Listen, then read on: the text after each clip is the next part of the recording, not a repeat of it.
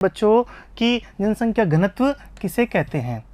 इकाई क्षेत्र में निवास करने वाले व्यक्तियों की संख्या को जनसंख्या घनत्व कहते हैं। ये हमने कल भी पढ़ा था। यहाँ पर इसका फॉर्मूला होता है बच्चों जनसंख्या बटा क्षेत्रफल, अथवा इसका दूसरा फॉर्मूला ये भी हो सकता है बच्चों प्रति इकाई किलोमीटर स्क्वायर। प्रति किलोमीटर स्क्वायर में निवास करने वाली जनसंख्या को क्या कहते हैं? जनसंख्या घनत्व कहते हैं।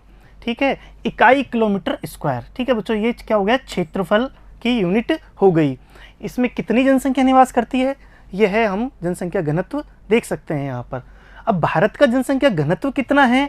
382 व्यक्ति प्रति वर्ग किलोमीटर भारत का जनसंख्या घनत्व है 2011 के डाटा के अनुसार।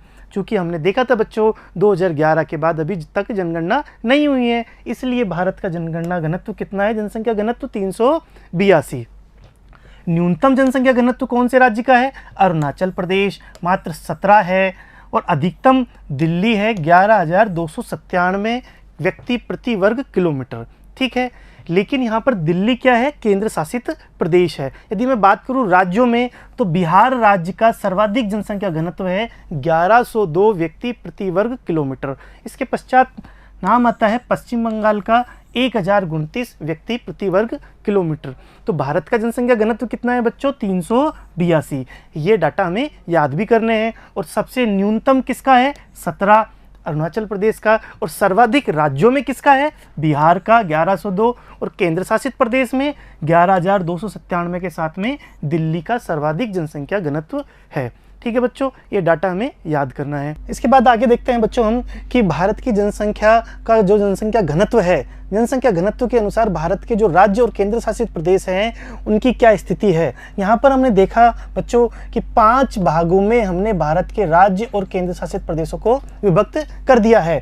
पहला है 100 से कम, 100 व्यक्ति प्रति वर्ग किलोमीटर से कम जिन राज्यों में है, 100 से 300, 300 से 500, 500 से 1000 और 1000 से ज़्यादा। इस प्रकार से 5 कैटेगरी में हमने इस मानचित्र में भारत के राज्य और केंद्र शासित प्रदेशों को विभाजित किया गया है। देखने से पता चलता है बच्चों कि कुछ राज्य ऐसे हैं जैसे कि अरुणाचल प्रदेश, सिक्किम, जम्मू कश्मीर, लद्दाख और मिजोरम। ये राज्य ऐसे हैं बच्चों जहाँ पर 100 से कम जनसंख्या घनत्व है। इसके अलावा दूसरी तरफ देखते हैं ऐसे राज्य जहाँ 1000 से ज़्यादा जनसंख्या घनत्व पाया जाता है। इनमें है बिहार, पश्चिम बंगाल, ठीक है बच्चों, और दिल्ली।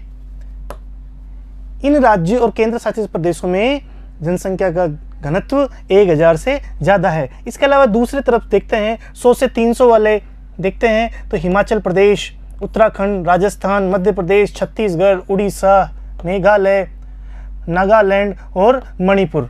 यहाँ इन राज्यों में जनसंख्या का घनत्व किस प्रकार से है? 100 से 300 है। 300 से 500 वाले राज्य कौन कौन से हैं बच्चों? देखते हैं असम, झारखंड, गुजरात, महाराष्ट्र, गोवा, कर्नाटक, तेलंगाना और आंध्र प्रदेश। इन राज्यों का जनसंख्या घनत्व किस प्रकार से है? 300 से 500। और 500 से 1000 के बीच में, 500 से 1000 है पंजाब, हरियाणा, उत्तर प्रदेश, तमिलनाडु और केरल। इन राज्यों का जनसंख्या घनत्व 500 से 1000। इस प्रकार से हमने इस मानचित्र में देखा बच्चों कि भारत के विभिन्न राज्य और केंद्र शासित प्रदेशों में जनसंख्या घनत्व किस प्रकार से है। इसे हम 5 कैटेगरी में बांटा, अलग अलग कैटेगरी के हिसाब से इनमें अलग अलग रंग भरे हुए हैं। और यहाँ इस मानचित्र को हमें अपने खाली मैप में बनाना है और अभ्यास करना है बच्चों। इसके बाद देखते हैं बच्चों कि 2 परिभाषाएं हमारे यहाँ पर कौन कौन सी परिभाषा है, इनका क्या अर्थ होता है बच्चों। पहला है कायिक घनत्व और दूसरा है कृषीय घनत्व। अब जनसंख्या यदि हमारे भारत में है तो इतनी जनसंख्या का यदि हम डाटा निकालें तो ये कितना कृषिगत क्षेत्र पर निर्भर है। अब यहाँ पर निवल कृषित क्षेत्र का अर्थ होता है बच्चों नेट एग्रीकल्चर एरिया, मतलब एग्रीकल्चर एरिया हमारे पास कितना है। तो यहाँ पर कायिक घनत्व है कुल जनसंख्या बटा निवल कृषित क्षेत्र। इससे हम क्या ज्ञात कर सकते हैं? कायिक घनत्व। दूसरा है कृषीय घनत्व, कुल कृषि जनसंख्या। यहाँ पर देखो अंतर नज़र आ रहा है हमें, यहाँ पर कुल जनसंख्या है और यहाँ पर कुल कृषि जनसंख्या है, बटे में निवल कृषि क्षेत्र। तो नीचे यहाँ बटे में तो दोनों चीज़ें सेम है, नेट एग्रीकल्चर एरिया, लेकिन ऊपर दोनों में अंतर है। इसी के आधार पर इन दोनों की वो इकाई घनत्व क्या हो गया कि इकाई क्षेत्र में, इकाई निवल कृषि क्षेत्र में निवास करने वाली कुल जनसंख्या को क्या कहते हैं, कायिक घनत्व कहते हैं। इसी प्रकार से कृषि घनत्व में क्या हो गया, इकाई निवल कृषि क्षेत्र में निवास करने वाली कुल कृषि जनसंख्या को कृषि घनत्व कहते हैं। ठीक है बच्चों, अब एक चीज और यहाँ पर कि कुल कृषि जनसंख्या का क्या अर्थ होता है। ठीक है बच्चों, कुल जनसंख्या तो हम जानते ही हैं, किसी क्षेत्र की कुल जनसंख्या, निवल कृषि क्षेत्र, नेट एग्रीकल्चर एरिया। ठीक है बच्चों, यहाँ पर कुल कृषि जनसंख्या का क्या अर्थ होता है, कुल कृषि जनसंख्या का अर्थ होता है कि वहाँ पर कितने कृषक हैं और उन कृषि क्षेत्रों में काम करने वाले कितने मजदूर हैं, कृषि क्षेत्रों में काम करने वाले। ठीक है बच्चों, और उनके परिवार वाले, इन सबको क्या कहते हैं, कुल कृषि जनसंख्या कहते हैं। तो इसके द्वारा हम दो प्रकार के ये चीज़ें निकाल सकते हैं और इनको कायिक घनत्व और कृषि घनत्व के आधार पर हम देख सकते हैं कि हमारे पास कितना एग्रीकल्चर एरिया है और वहाँ पर कितने लोग रहते हैं और उस पर कितने लोग कृषक या मजदूर या उनके परिवार वाले हैं। ठीक है बच्चों, इस डाटा को हमारे यहाँ पर यूज़ में लिया जाता है। इसके बाद हम देखते हैं बच्चों कि जनसंख्या वृद्धि किसे कहते हैं, इसके क्या मायने हैं, इसके कौन कौन से कारक इसको प्रभावित करते हैं। तो हमने इसकी कल भी परिभाषा देखी थी, किसी भौगोलिक क्षेत्र की जनसंख्या के आकार में एक निश्चित समय में होने वाले परिवर्तन को जनसंख्या वृद्धि कहा जाता है। इसे हमें किस में प्रदर्शित करते हैं, प्रतिशत में प्रदर्शित करते हैं, प्रतिशत में व्यक्त करते हैं। अब हमने ये देखा कि भारत में जनसंख्या जो वृद्धि है वो सकारात्मक भी हो सकती है, नकारात्मक भी हो सकती है।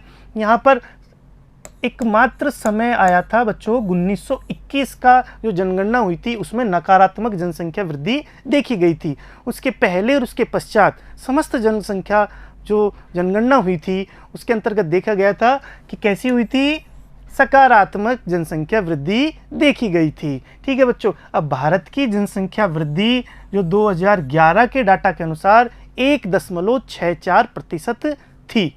ठीक है बच्चों, 2011 के डाटा के अनुसार भारत की वार्षिक वृद्धि जो दर थी वो 1.64 थी। क्योंकि भारत में हर साल तो जनसंख्या के जनगणना होती नहीं है, इसलिए हमारे कब होती है, दशक में होती है। लेकिन उस दशक में होने वाली जनसंख्या की वृद्धि को हमने क्या इसमें निकाल दिया बच्चों, वार्षिक वृद्धि में हर साल कितनी वृद्धि हुई, एक औसत है, एक अनुमान है बच्चों। इसका क्या है डाटा, 1.64%। ठीक है बच्चों, इसे हमें याद करना है। क्वेश्चन भी आते हैं छोटे कि भारत की जनसंख्या वृद्धि कितनी है, तो हमें इसमें लिखना है 1.64 2011 के डाटा के अनुसार। ठीक है बच्चों, एक और नई बातें हम सीखने को मिलेगी कि वृद्धि कैसी है, प्राकृतिक रूप से हो सकती है या कृत्रिम रूप से हो सकती है। जनसंख्या में वृद्धि प्राकृतिक भी हो सकती है, कृत्रिम भी हो सकती है। दो प्रकार की वृद्धि जनसंख्या में हो सकती है। ठीक है बच्चों, अब प्राकृतिक जनसंख्या वृद्धि और कृत्रिम जनसंख्या वृद्धि, प्राकृतिक का क्या अर्थ है, प्राकृतिक का अर्थ है बच्चों कि जन्म लेना और मृत्यु को प्राप्त करना। जन्म और मृत्यु ये दो प्रकार की जनसंख्या में वृद्धि प्राकृतिक रूप से हो सकती है। वहीं दूसरी ओर कृत्रिम जनसंख्या वृद्धि में देखें तो आप्रवास और उत्प्रवास। आप्रवास का अर्थ होता है बच्चों किसी क्षेत्र में आना, ठीक है, और उत्प्रवास का अर्थ होता है बच्चों किसी क्षेत्र से जाना। यदि मैं बात करूं उदाहरण के द्वारा, यदि मैं जोधपुर से बीकानेर जा रहा हूं, स्थायी रूप से प्रवास कर रहा हूं जोधपुर से बीकानेर, मैं उदाहरण के द्वारा बता देता हूं बच्चों यहाँ पर आप्रवास और उत्प्रवास को। यदि मैं जोधपुर से बीकानेर स्थायी रूप से रहने के लिए जा रहा हूं, प्रवास कर रहा हूं, तो जोधपुर में तो मेरा क्या होगा बच्चों, उत्प्रवास होगा, ठीक है, और बीकानेर में आप्रवास होगा। यहां पर समझने वाली बात क्या है कि उत्प्रवास जहां से जा रहे हैं, यदि हम यहां पर उदाहरण में देखें जोधपुर से जा रहे हैं तो यहां क्या होगा, उत्प्रवास, और बीकानेर में जा रहे हैं तो क्या होगा, आप्रवास। यह क्या है, कृत्रिम वृद्धि होती है। ठीक है बच्चों, तो यहाँ पर हमने वृद्धि को दो भागों में बांटा, प्राकृतिक वृद्धि और कृत्रिम वृद्धि। प्राकृतिक को दो भागों में बांटा, जन्म और मृत्यु। यदि जन्म ज़्यादा हो रहे हैं तो प्राकृतिक वृद्धि सकारात्मक रूप से ज़्यादा होगी, मृत्यु ज़्यादा हो रही है तो प्राकृतिक वृद्धि कैसी होगी, नकारात्मक रूप से वृद्धि होगी। ठीक है, तो हम सब जानते हैं कि यदि मृत्यु होगी तो वृद्धि क्या होगी, नकारात्मक होगी, जनसंख्या में कमी आएगी। यदि जन्म ज़्यादा होंगे तो जनसंख्या में क्या होगी, सकारात्मक वृद्धि होगी। ठीक है बच्चों, इसी प्रकार से आप्रवास में क्या होता है, आप्रवास में सकारात्मक वृद्धि होती है।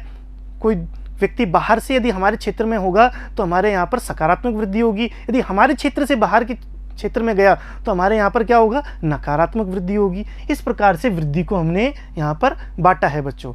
ठीक है, अब एक मैप है भारत का, इसके अंतर्गत देख रहे हैं कि डिकेडल ग्रोथ किस प्रकार से हो रही है। डिकेडल ग्रोथ मतलब बोले क्या होता है बच्चों, दशकीय वृद्धि।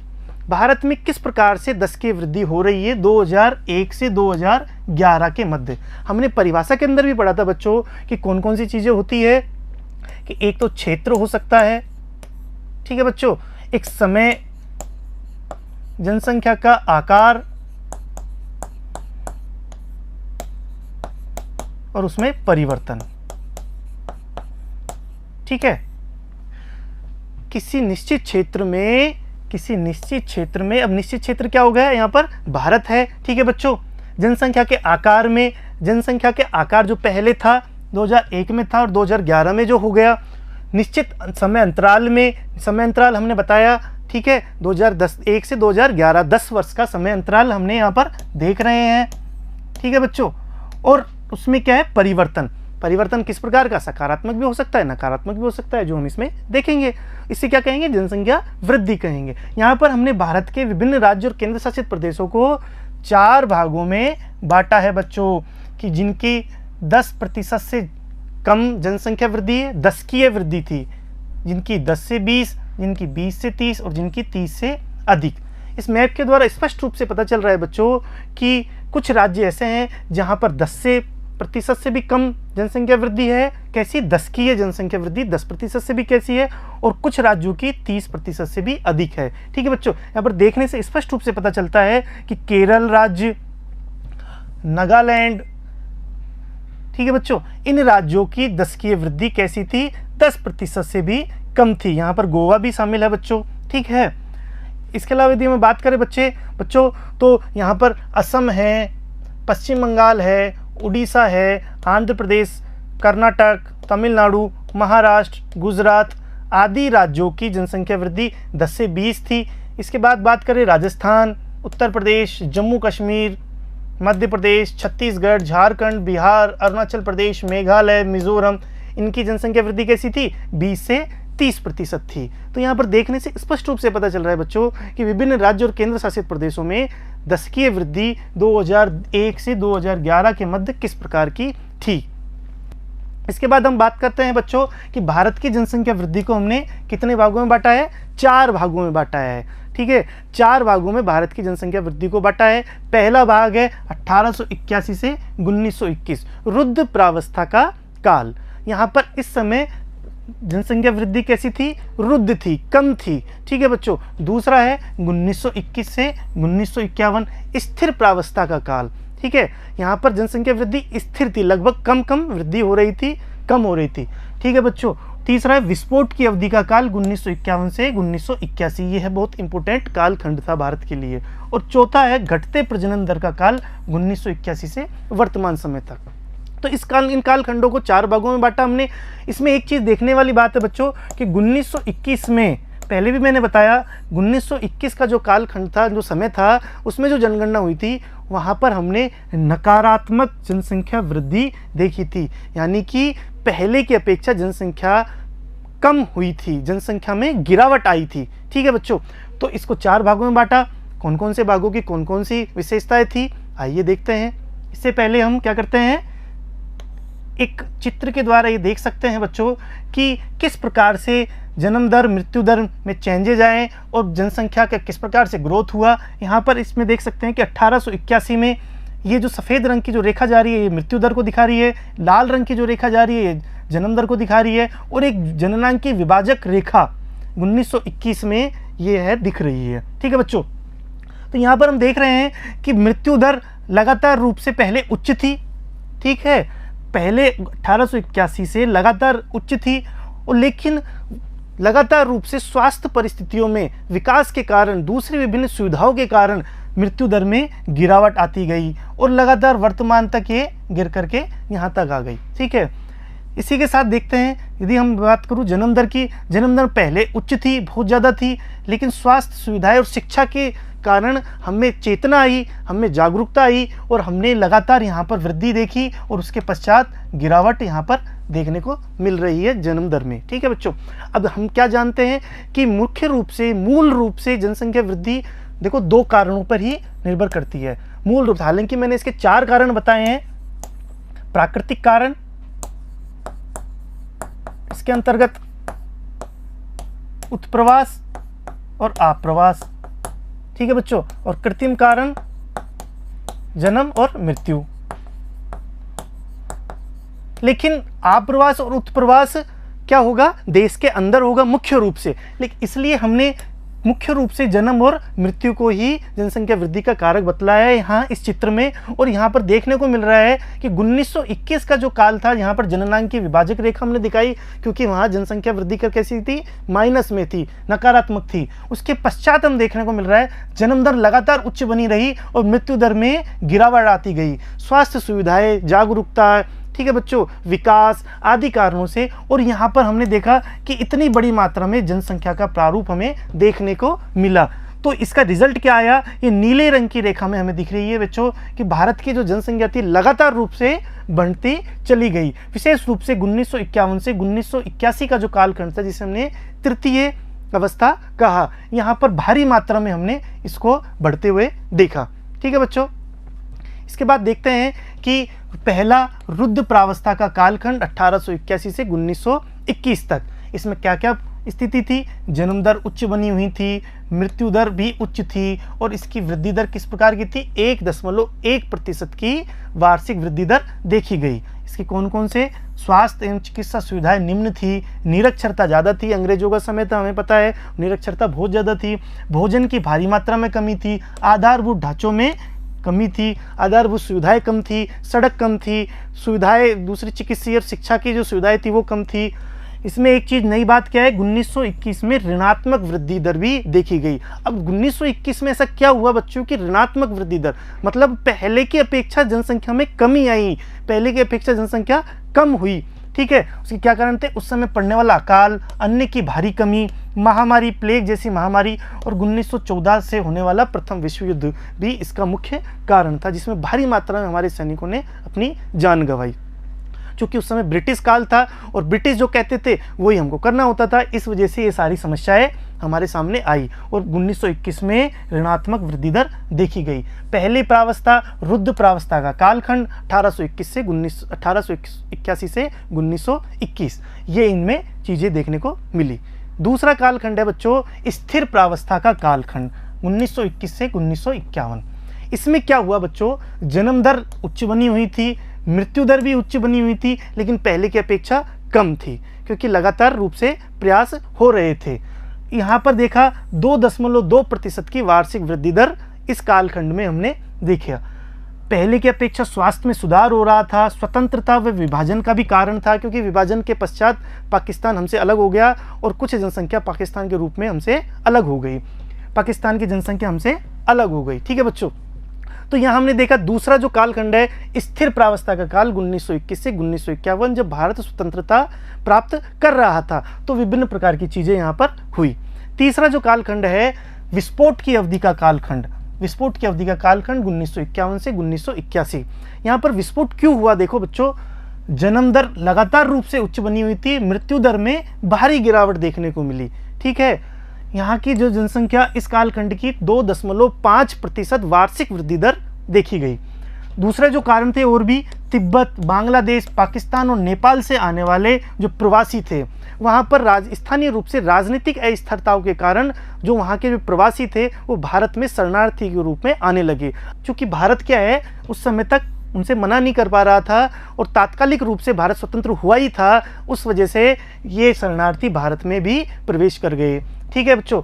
इसके कौन कौन से तत्व थे? चहुमुखी विकास होने लगा, जीवन दशाओं में सुधार होने लगा, हरित क्रांति का आगाज होने लग गया है। ये इंपॉर्टेंट बात है बच्चों कि उस समय हरित क्रांति का आगाज होने लग गया था, इसलिए जो अन्न की भारी कमी हमारे भारत में देखी गई थी, जो कि विदेशों से आयात करना पड़ रहा था भारत में अन्न को, वो यहाँ पर हरित क्रांति का आगाज हो चुका था और इसके पश्चात भारत आत्मनिर्भर हो गया था अनाज के अंतर्गत। ठीक है बच्चों, तो चिकित्सीय सुविधाओं का फैलाव हो गया था। इन सभी कारणों से भारत में ये 1951 से 1981 के कालखंड को विस्फोट की अवधि का कालखंड कहा गया। भारी मात्रा में यहाँ पर जनसंख्या विस्फोट हुआ। ठीक है बच्चों, चौथा कालखंड आएगा अब घटते प्रजनन दर का काल 1981 से वर्तमान में। इनमें कौन कौन सी चीज़ें हुई बच्चों?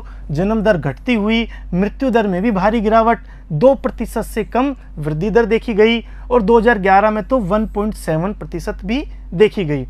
कौन कौन सी बातें हुई यहाँ पर? विकास हुआ, खाद्यान्नों में आत्मनिर्भर होने लग गए हम, पोषण में आवश्यकताओं की पूर्ति होने लग गई और 1991 में होने वाले आर्थिक सुधारों का असर भी इन पर देखा गया।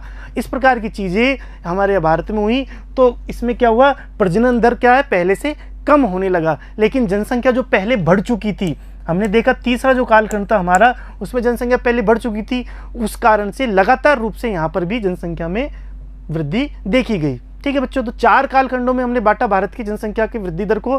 ठीक है, इसके बाद देखते हैं कि किशोर जनसंख्या। किशोर जनसंख्या क्या होती है, उसके क्या मायने हैं, इसके नकारात्मक और सकारात्मक पहलू कौन कौन से हैं? 10 से 19 वर्ष तक के व्यक्तियों की संख्या को क्या कहते हैं? किशोर जनसंख्या कहते हैं। 2011 की जनगणना के अनुसार इसमें कितने थे? 21% किशोर थे। ठीक है बच्चों, अब इनकी चुनौतियां कौन कौन सी है? निरक्षरता, विवाह की आयु, स्कूल ड्रॉप आउट, स्त्री शिक्षा, पोषक तत्वों का अभाव, शारीरिक व मानसिक अपंगता और ड्रग सेवन, नशा करना। ठीक है बच्चों, तो ये समस्याएं क्या है? ये चुनौतियां है किशोर जनसंख्या की चुनौतियों। अब हमें करना क्या है बच्चों? चूंकि हमारे यहाँ भारत का ये क्या है? भविष्य है। ये किशोर क्या है? भारत के भविष्य है। आगे चल करके यही भारत की जनसंख्या और उसके विकास में मुख्य योगदान देंगे। तो हमें इनका क्या करना है? विकास करना है। तो विकास कैसे करेंगे? इन मानव को, जो ये जनसंख्या कैसी है? किशोर जनसंख्या, इनको मानव को मानव संसाधन में तब्दील करके, ये हम पहले भी पढ़ चुके हैं बच्चों। अब कैसे होंगे मानव को मानव संसाधन में? हम सब जानते हैं, तो ज्ञान और कौशल दे करके। अब ज्ञान कौशल कौन देगा? ज्ञान कौशल देने की जिम्मेदारी समाज और सरकार की होती है बच्चों। तो समाज और सरकार इसमें लगातार रूप से प्रयास कर रहे हैं विभिन्न कौशल विकास परियोजनाओं के तहत। जैसे कि हमने देखा कौशल विकास उद्यमिता के लिए नीति बनी 2015 में और राष्ट्रीय युवा नीति बनी 2014 में। ठीक है, तो इन नीतियों के द्वारा विभिन्न प्रकार के प्रयासों के द्वारा, ठीक है बच्चों, कौशल विकास के जो कार्यक्रम किए जाते हैं उनके द्वारा हमें क्या करना है? मानव को मानव संसाधन में तब्दील करना है। और मानव संसाधन में यदि तब्दील हो गई किशोर, तो ये समस्या और ये चुनौतियां ना होकर के क्या होगा? भारत का विकास कर पाएंगे ये जनसंख्या। ठीक है बच्चों, तो हमें क्या करना है? किशोर जनसंख्या के चुनौतियों को दूर करना होगा। इस प्रकार से आज बच्चों हमने पढ़ा भारत की जनसंख्या वृद्धि किसे कहते हैं, जनसंख्या वृद्धि कितने प्रकार की होती है, इसको कितने भागों में बांटा, 4 भागों में हमने इसको बांटा। ठीक है बच्चों, किशोर जनसंख्या की क्या क्या चुनौतियां हैं आदि। बाकी का पढ़ेंगे हम अगली कक्षा में। धन्यवाद बच्चों।